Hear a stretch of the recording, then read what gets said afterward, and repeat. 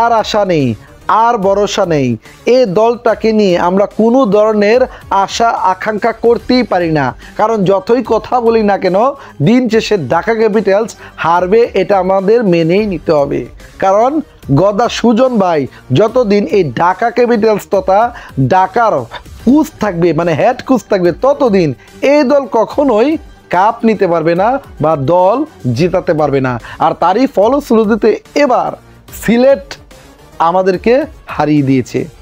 সিলেটের কাছেও যে ঢাকা ক্যাপিটালসকে হারতে হবে এটা আমরা বিশ্বাসই করতাম না, বা আমরা একটা স্বপ্ন ভাবিনি। যাই হোক, এই যে হার, এই হারের মাধ্যমে আমাদের প্লে অফে যাওয়ার বিষয়টা একেবারে স্তব্ধ হয়ে গিয়েছে। এখন থেকে আমাদের কথা হচ্ছে নিয়ম রক্ষার ম্যাচগুলো খেলতে হবে, জাস্ট নিয়ম রক্ষা, না খেললেও কিন্তু চলে। যাই হোক, আমরা শুধু এতটুকু কথা বলবো মেগাস্টার শাকিব খানের জন্য, আপনি এই বিষয়গুলো একটু পর্যবেক্ষণ করবেন।